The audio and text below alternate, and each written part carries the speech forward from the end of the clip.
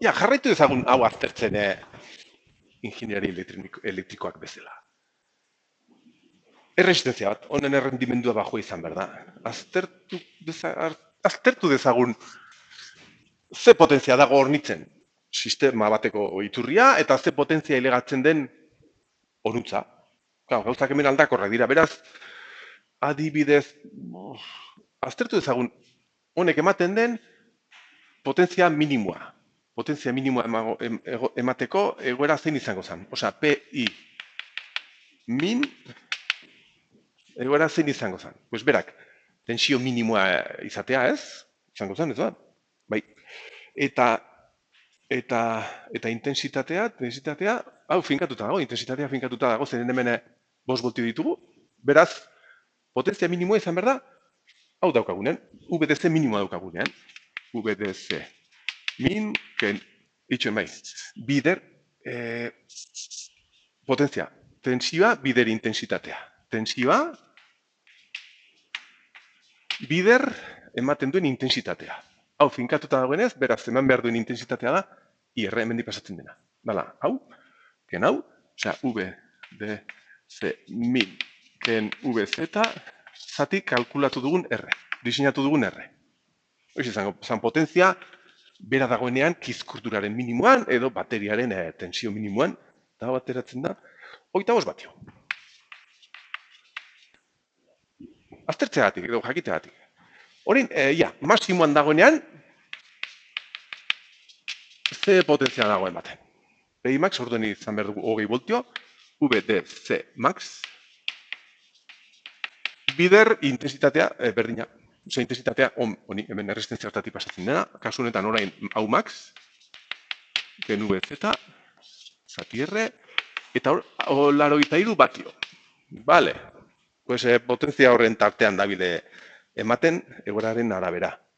Hori ikusi dezagun zenbat ailegatzen den gure bigarren sistemara. Hemen finkatu dugu tentsioa postera, hau baina asko zema joagoa, beraz txikiago izan behar da. Ia, irteran, potentzia minimoa izan behar da. 5 voltioiek, bider intensitate minimoa. 5 voltioiek nola VO, 5 voltio dira, bider. Intensitate minimoa, IO min. Jarriko ditut balioak? Ez du merezi ez? Osea, VDC min da 15. VDC max 20. Hau da 5 eta hau da 0,2. Eta hori da batio bat. Berriz, maksimoa, osea, intensitate maksimoa eskatzen dagoenean, potentzia izan behar da 5 bider 1,5 amper, berdin 7,5 batio, da? 7,5 batio. Hau esek dira potentzia tarteak sistema honetan, eta rendimendu okerrenaz izango zen. Honutza, bati bat ailegatzen denean eta bateria kargatuta dagoenean. Bat zati hau, rendimendu txikia. Rendimendu oberena izango zen, hemen 7,5 batio ditugunean, eta bateria edo kizkurdura minimoan, ala ere rendimendu bajuak. Baina, bueno, sistema oso erraxa, hori lortzeko, egon korteko tensioa. Hala ere, hobetu dezagun pixkatxo bat gaixo, baina itxoen. Osea, vale, hemen diseinatu dugu R, hemen aztertu dugu potentzia, aztertu dezagun beste zertxo bait, interesgarria. Aztertu dezagun zen erretik pasatzen den intensitatea, zeren informazio interesgarria edo garrantzitsuan behar digu. Ia, IZ. Kalkulatu dezagun zen erretik pasatzen den intensitate minimoa eta maksimoa. IZ min. Noiz izan behar dugu hemen intensitate minimo bat. Pues berriz. Honek, tensio bajuenean dagoenean, zen tensio bajuago baldin bada, intensitate gutxiago behar du. Osea, hemen, VDC min, eta honek gehien askatzen duenean. Horren, egoera horretan, kalkulatu ezagun intensitatea. Eta intensitate hori zein da, pues, hemendik daukaguna, egoera horretan, ken hemendik joaten dena. Osea, IR ken hori, ez da, Marko? Bai, IR ken hau. Eta IR, hau minimoa denean, eta, bueno, jarri ezagun. IR ken IO max. eta IR da. VDC minimoa, 15, IR da, VDC min. Ken VZ, 5, zati diseinatu dugun erresistentzia, ken honek eskatzen duenean maksimoa, IO max.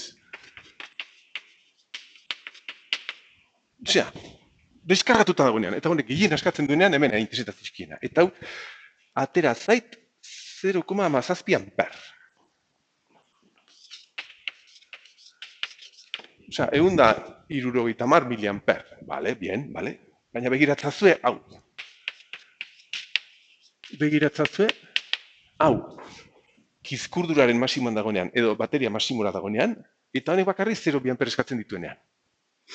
Kasu honetan, IZ max izan behar da. 20 ken 5 zati R,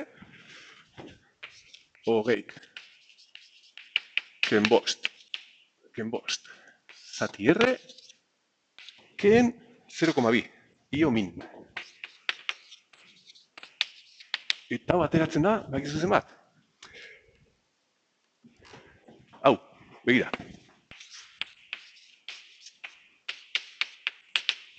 Biko mairu amper. Osea, egoera praktiko batean, bateria batek izan dezaken tensio tarte honetan, 5 voltio likatzen, begira zer errak izan beharko duen intensitate tartea jasateko. Biko mairu amper. Osea, potentzia handiko zener bat beharko benuke. Ja. Bale, soluzionek funtzionatu behar du. Horrelako zener bat hartzen badegu ere bai. Errendimendua, bueno, esan dizuegu bihurgailu lineal hauetan bajua dela, baina oso erraxa egiteko. Egin dugu hau. Egin dugu hau, honekin, baina zenerra horrela estuko hartu beharko dugu. Ia. Gogoratzen duzu BJT transistorearekin aritzen ginenean etengailu bezala funtzionatzen, bagenuen kontrol seinale bat, potentzia bajuko kontrol seinale bat, eta gero BJT erabiltzen genuen potentzia emateko. Osea, kontrolak eta potentzia banantzen zigune BJT transistoreak. Orduan, zener hau dago kontrol bezala, 5 voltio jartzen, baina ere bai kasi intensitatea hornitzen horri. Orduan egin behar duguna da, kontrola eta potentzia manandu BJT transistore bat erabilita. Jarraitu behar dugu zener bat erabiltzen egonkortzeko tensioa, baina egonkortu behar dugu BJT baten baseari, eta gero berak emaiola honi intensitatea. Vale? Bigarren soluziora, ailegatzeko. Zabatu dezaket.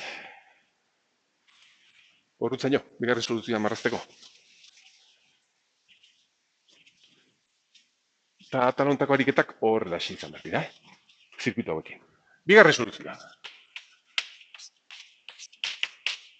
DC bihurgailu bat egiteko, lineala, errendimendu bajokoa, baina osagai sinpleekin. Ez behar da hause. Gure betiko VI, tarte berdinarekin, 15 eta 20 artekoa. Jarraitu behar dugu, zenerra erabiltzen tensioa egonkortzeko.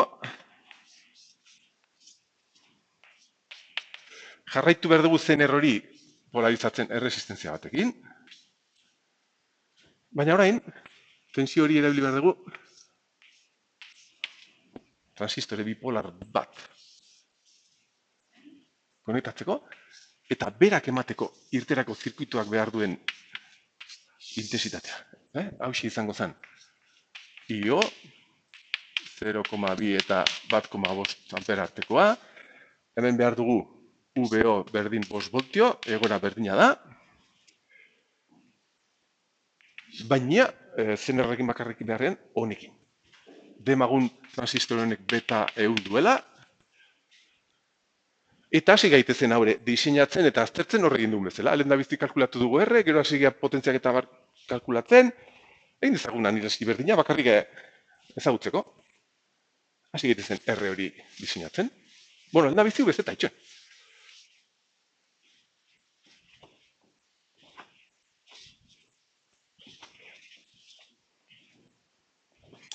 Lehen da bizti konfigurazio honetan nahiko bagendu hemen 5 voltio izatea. zener tensioa zenbat izan beharko za diodo honetan. Ez begira. Hau 5 voltio baldin bada, hemen beharko dugu 5,7 voltioko zenerra.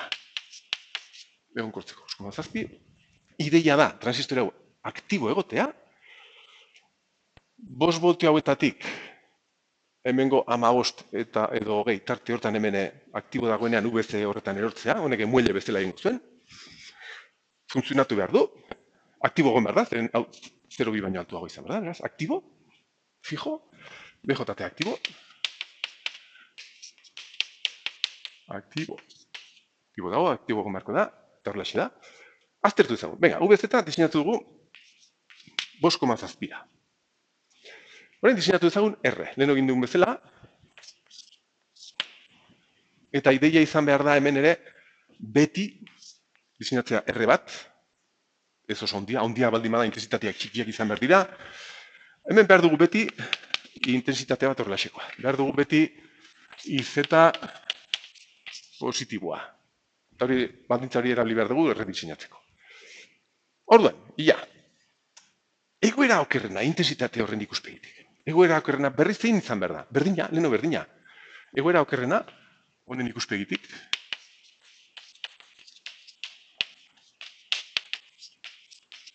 Eta diseinatzen badegu egoera okerrenentzat, gero, besteneko balioentzat, ez da barazorik. Egoera okerrena da berriz, hau minimoa denean, zen minimoa denean intensitate gutxiago sartzen da zirkuitura, VDC min dugunean, pleno bezala, eta berriz, honek eskatzen duenean, gehiena, IO max daukagunean.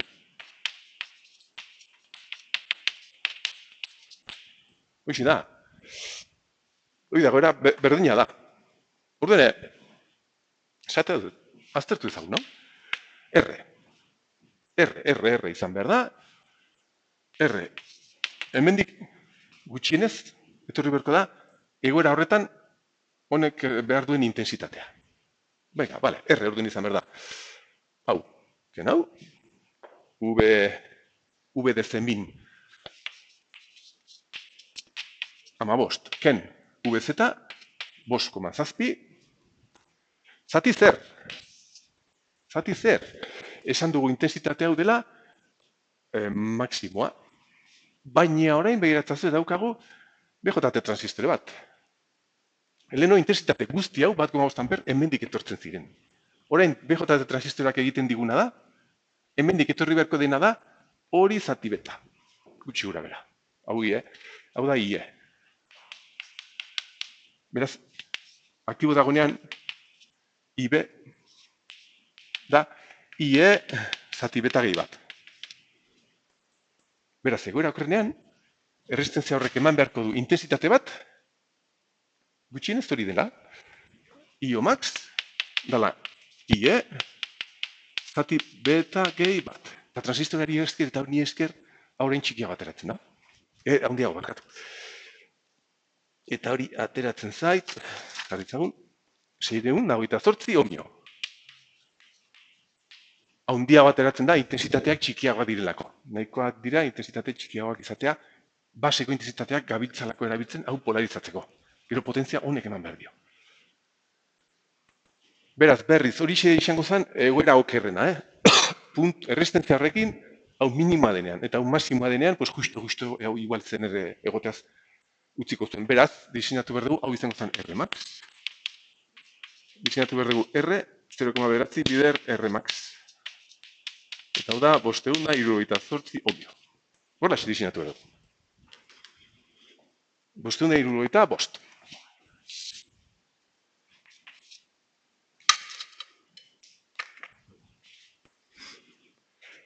Orduan hori, aztertu ezagun leheno bezala, potentzia. Venga, R diseinatuta. Aztertu ezagun potentziak, horre informazio asko ez digu eman behar. Ia, ze potentzia maxima dago hau ematen orain. Hau. PI, zein kalkulatu dut? PI minimoa, ia, PI minimoa.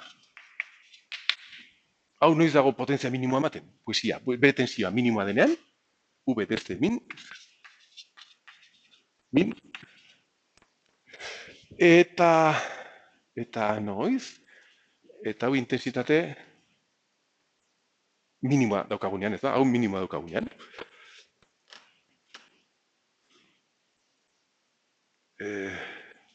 Bai ez, hori da. Gutxiago baldin badako eskatzen, hori gutxiago eman behar du. Orduan, minimoa eta minimoa da, ziren biak. Bai, hori da. Bale, orduan hau. Hemen 0,2 amper baldin baditugu, begira. 0,2 horiek, hementik etorri behar dira. Beraz, honek ematen duen intensitatea da, hemen datorrena, gehi hemendik daukaguna. 0,2 hau, io min, gutxi gora bera, igorle eta kolektore osantzekoak dira, baina jarriko dugu horrelaxe. Gehi, hemendik etortzen den hau, eta hoi AR hori diseinatu dugu, hau finkatuta dago, beraz izan behar dugu. Hau 15, ken VZ, zati R diseinatu duguna, eta hau ateratzen da 3,2 batio. Bale, pensatu dezagun orain, izarreko iturriak ematen duenean potentzia maksimoa. Kasu honetan berak maksimoa dagoenean, eta honek intentsitate gehien askatzen duenean. Orduan, V bideri izango zen VDC max, bider. Ze intentsitatea dago ematen? Hau, gehiago. Ja, hau, orain, 1,5, VO max, gehi, hemendik datorrena, berdina, ez barkatu. Orain da, VDC max, ken VZ, zati R, eta hau ateratzen zait, 31 batio. Bale, jakiteagatik. Eta konparatu dezagun orain, hemen daukagun potentziarekin. Hemen gauzak ez dira aldatu. Hemen 5 voltio eta intensitate tarte hori. Beraz, hemengo balia dela lenokoak. Bat eta 7,5. P out min, batio bat, eta P out max, 7,5 batio. Bueno, errendimendua zertxo eitu betu da, ez? Leno hau zan, 80, ez da gizen bat, hau ez da gizen bat, 83, bai ez? 85 eta 83. Hemen banatzean kontrola, adimena eta potentzia, hau polarizatzeko behar dugune intensitate txikiago denez, hau ere, hobetu dugu, errendimendua hobetu da. Horrendik txarra izaten jarraitzen du, baina lineala delako. Eta goza interesgarriena gertatu behar da, zenerrarekin. Zenerra, orain dagoen ez, erresistentzia nahiko handionekin, eske lehen osan 6 ohmio, orain 600, osea 500. Aztertu ezagun, zenerretik pasatzen den intensitate minimoa eta maksimoa. Jakiteko zein aukeratu beharko dugu, mia. Iz eta min, zein intensitate minimoan izan behar dugu. Berriz. Hau minimoa denean,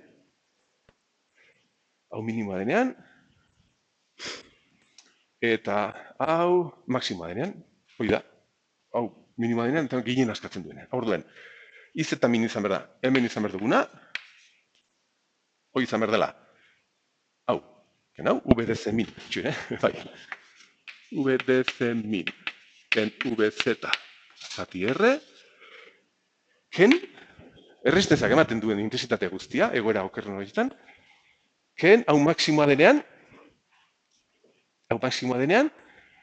zei bedaukagun, ken, 1,5 amper, da igorleko intensitatea, zati betagi bat, horien gutxiago kentzen digu, beraz, eta horrela geratzen da. Erresistentzia handiagoa, gutxiago kentzen diogu, transistora hortxe dagolako, betagi batekin gauzak eginez. Eta iz eta minimoa, erresistentzia honentzat, 0,9 maksimoa, 1,5 miliamper, txikia, bale. Lehen hori txikia ateratzen zen. Eta gero ikusi dugu, iz eta max ateratzen zirela 2,3 amper. Ikusi ezagun orain, hemen daukagun intensitate maksimoa egoera okerdean. Hau maksimoa denean, osea, VDC max. VDC max. Ken VZ, zati R, hoi da erresistentziatik etortzen dena, ken baseko intensitatea gutxien askatzen duenean. Osea, txikiena, gutxiena kentzen digunean. Eta hori izan behar da, io min,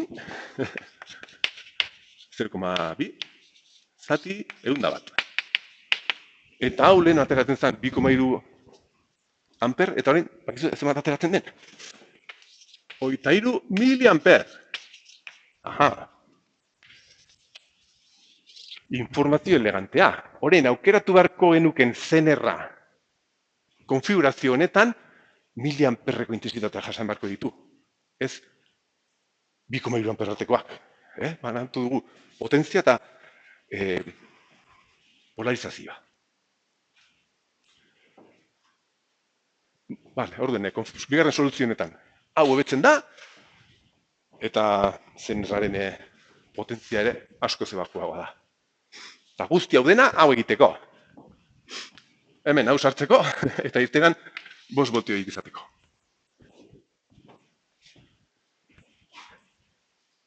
Vale.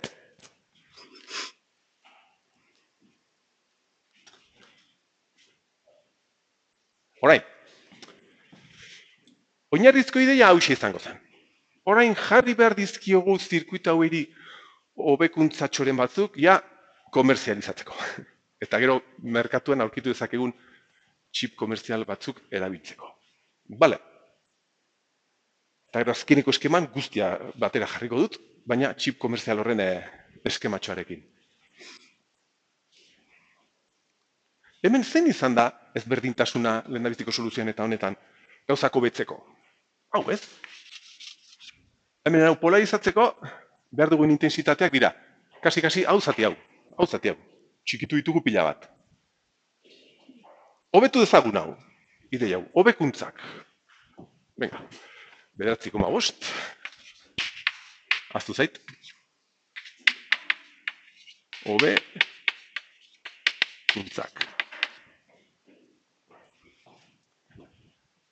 Zatu, berdut, Hobekuntza batzuk ikusi behar ditugu, eta gero sartu behar dugu eskema osoa gure proiektuan.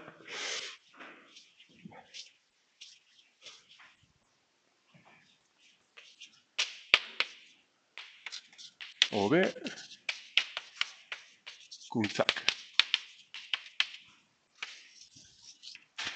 Eta igual, ia ateratzen zaidan dena batera. Ia,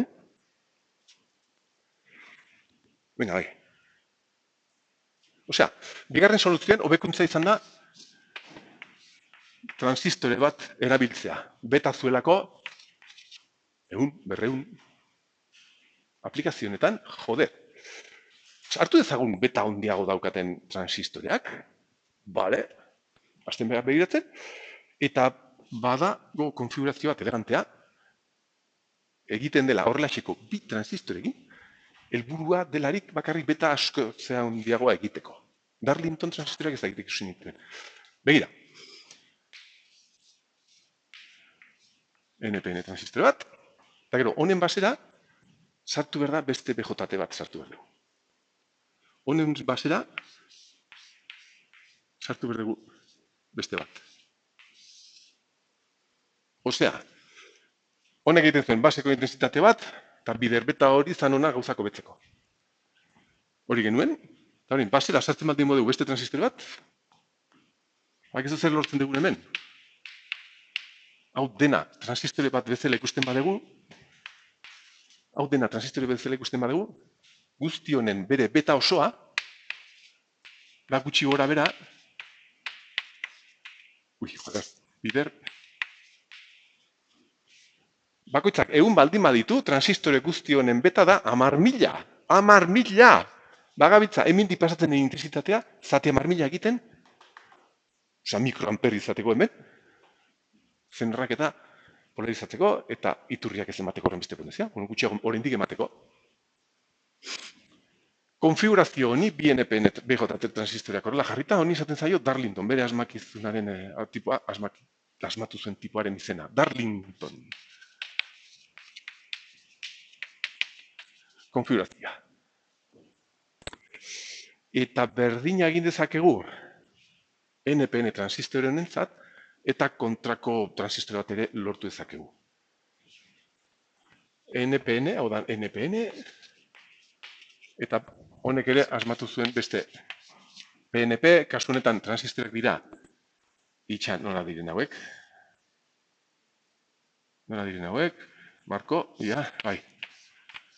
Ben transistore bat, intensitatea hemendik etortzen zaio, eta hemen jarri behar dugu beste bat, bere basea honen igorlea izateko. Oso tara, hau, eta gero hau, horrela xe. C, E eta B. Honek beta bat, honek beta bi, eta horrela xe izango genuke beta osoa, beta bat, bider beta bi. Tipo honek biak asmatuzu. NPN eta PNP motatakoak, bidar lintonak. Orduan, hau erabiltzen badegu gure bigarren soluzio horretan, oraindiko beto, lehendabiziko hobekuntza hau. Bat edo, nola jarri diot? Lehendabiziko hobekuntza hau. Bigarren hobekuntza.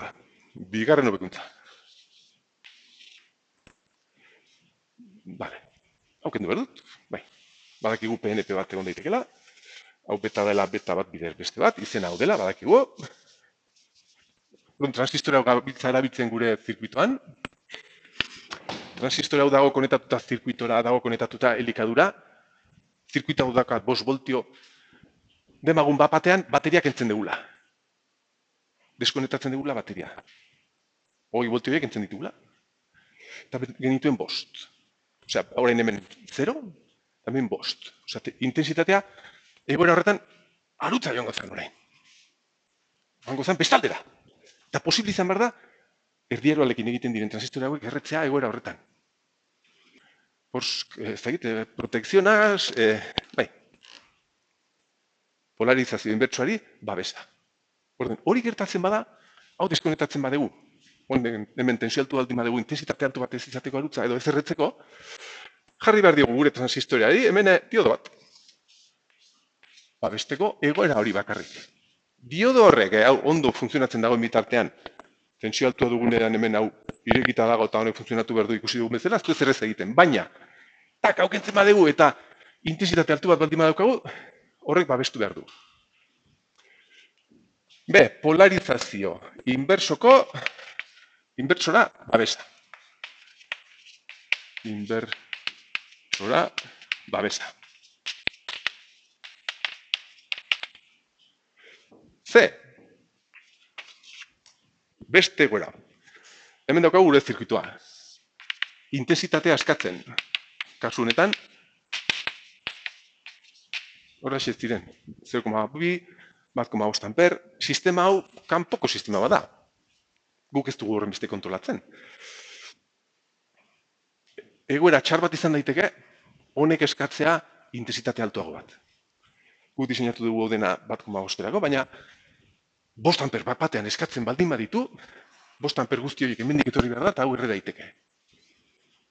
Polarizazio inbertsora, babesa. Erre daiteke, intensitate bat batean asko honditzen bada. Io potolo bat baldin bada, hemendik etorri behar denez, erre daiteke transistora berriz.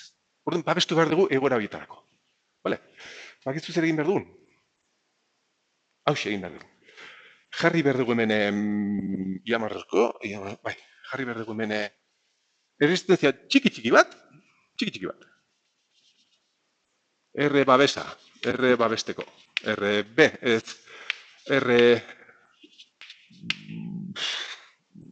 RBA, babesteko erresistentzia txiki bat, ez duela iraginik izan behar, gutxi izan behar duela hemengo 5 voltioetan, txiki bat. Horde, intensitatea asko etortzen bada, hemen tensio bat erori behar da, eta egin behar duguna da, hemen jarri diodo bat, polarizazio horretan. Baina ez diodo bat baizik eta transistore bat, bere base, igorle artean duen diodoa, hau babesteko. Eta konfigurazioa izango zen, hauxe. Ia buruz egiten dudan, edo behiratu beharko dudan, marko. Horitxe. Naztu nez, bai. Hemen, horrelaxe. Beste, BJT bat, bakarrik babesteko, horrelaxe. Eta hau, horrelaxe. Zertarako? Bapaten intensitate handi bat eskatzen bada hemendik, intensitate hori ez etortzeko hemendik. Hau, martxan jarri behar da, intensitate handi hori etortzen bada, edo, intensitate handi etortzen bada, hemen, tensioa hasi behar da igotzen, nazta txikia izan, tensioa hasi behar da igotzen, eta tensioa bailegatzen denean 0 zazpira, hau gidatzen hasi behar da, eta intensitatea hemendik etorri behar da, hemendik beharrean. Eta noiz gertatu behar da hori? Irterako intensitate maksimo batera dala 0,7 zati hau. Zati RBA. Osa, resistentzia hori konfiguratu beharko dugu, gu behar dugun intensitate maksimora babesteko, pues, ekuazioetatik. Hau 0,7 voltu izan da. Horregatik ikusten da oso txiki izan behar dela, Atesio txikia da, oso txiki izan behar dela, hau babesteko, ez dakit, bian perreta edo.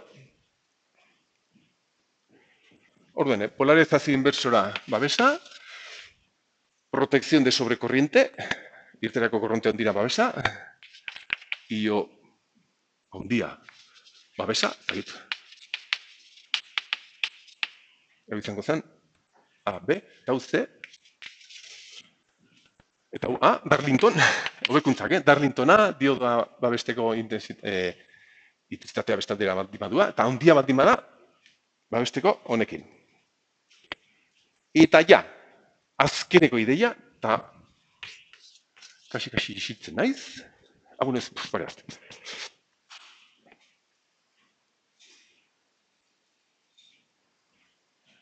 Hau, komertzialki saltzeko, zenerra beharrean, zenerraren tensioa gonkortzeko, ba, egizu zer erabili behar dugun. Ia, marraztu behar dut zirkuitoa, transistora. Elikatzen hori, hemen, bai, itxuine, hemen bateria, eta hemen, orain arte, 5 voltio jartzeko hemen jarri dugu. Zener bat eta resistentzia bat. Bale, zenerrak badaukate behaien tensio aldaketa, intensitatearen arabera. Orduene, bakizu zer erabili behar dugun? Gure operazionalaren magia. Demagun, erabiltzen dugula egonkortzeko 5 voltio zener bat, igual, zener bat, edo beste zerbait, edo iturri bat, irudikatu behar ditut aukera guztioik horlaxe, V-control. V-control. Edo zener bat, o lo que sea hemen jartzen duela, ez dakiz tensio. Edo polarizatuta, zener bat, edo beste zerbait. Eta hori bakizu zer egin behar dugun. Erabili gure operazionalaren magia, tensio mantentzeko operazionalaren sarrerako impedantzia altu horrekin finkoa.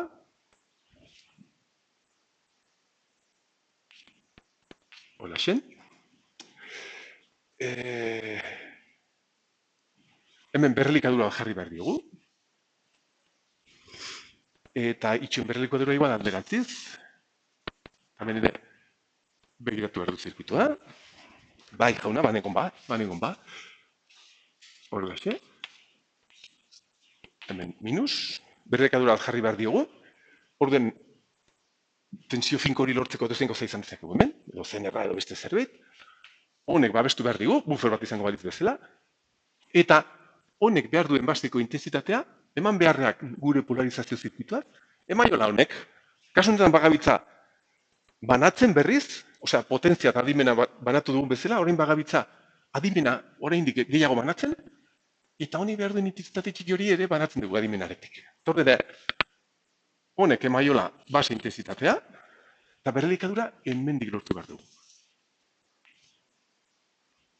Begira, V-control hemen, berrelikadura negatiba daukagunez, hau hor dago, baina berrelikadura negatiba jarretzen ditzaten dugu, ben V-control, hau 5 voltio baldin bada, zenerrarekin hone digun bezala, hemen 5 voltio. Honek behar dituen intensitateak egoera berenean, egoera okerrenean, intensitate base ezberdinak tarteak izan behar ditugu, honek eman behar ditu, orain. Eman handu dugu, hau hemendik. Hemen soluzionetan, hau eta hau elkarrekin zeuden, baina orain ere banandu ditugu hauek, eta honek hobeto funtzionatu behar du oraindik. Eta guzti hau elkartuz, aurkitu dezakezue, DC bihurgailu lineal komerziala, askotan erabiltzen dela chip 7/8. 7/8. Ideia honekin funtzionatzen duena, sarrerako elikadura, lurra eta irterako muturra. Orduen, bueno, hemen, hau erabili behar dugu. Komerzialki honek gauza guzti hau biltzen dituenez, hori bildu behar dugu.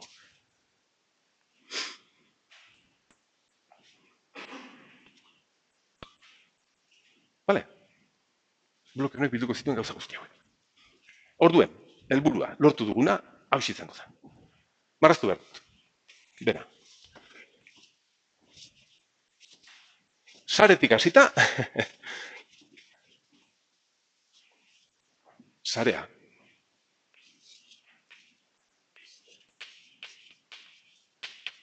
Vale, 220 voltio. Hoi transformadore batekin murriztu behar dugu. Transformadorea, igual irudikatu behar dut, hor transparentziatan daukazue. Horrelaxe. Bai. Horrelaxe, itxuine. 220 voltio horiek bihurtzeko, 25 voltiotara, lo que sea. Gero, zuzendu dugu hori, diodo zubiarekin, horrek funtzionatu du oberena. Eta hori txikixokin behar dut.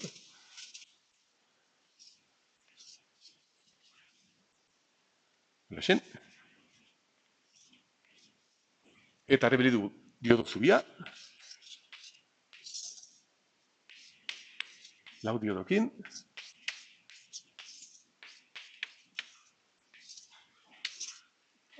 Hau konektatu dugu onutza. Hau onutza. Hau konektatu dugu kondensadore batera.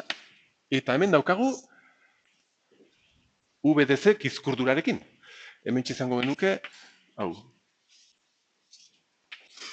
Vale, gero, DCDC hau erabili behar du, baina ez du jarri behar zirkuitua, baizik eta, hauxe, jarri behar dut, 7 bat bost komerziala,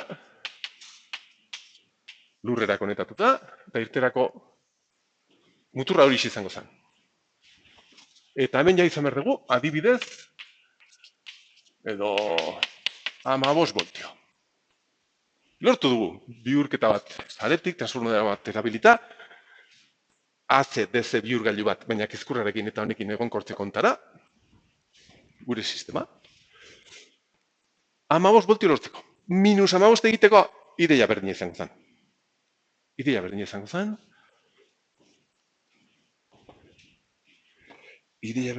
Bai. Marraztu behar dut, bai, marraztu izan. Transformadero berdinan erabiltzen badugu.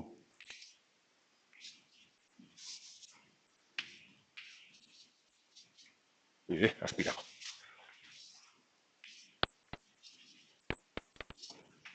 Beste diodo zubi bat.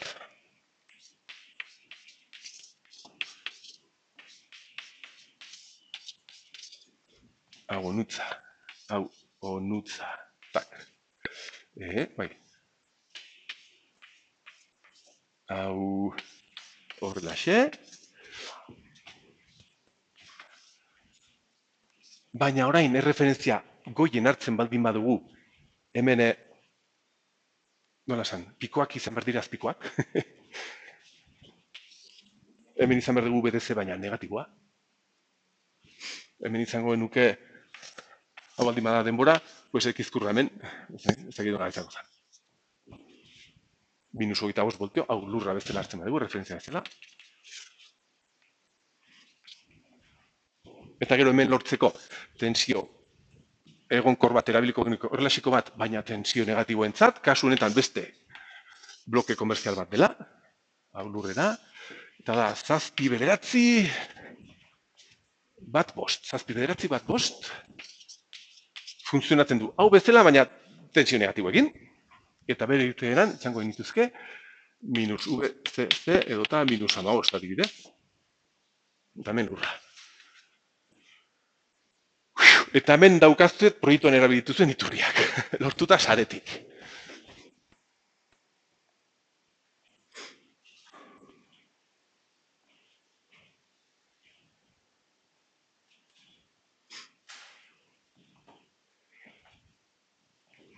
Hau, badakizu nola izango zen hau. Lurretik hasi, lurrak gainean. Horraxe. Orain izan behar dugu hemen lurra, eta hemen behar dugu minus 5 voltio, adibidez, gure adibidean. Orain, hau eman behar digu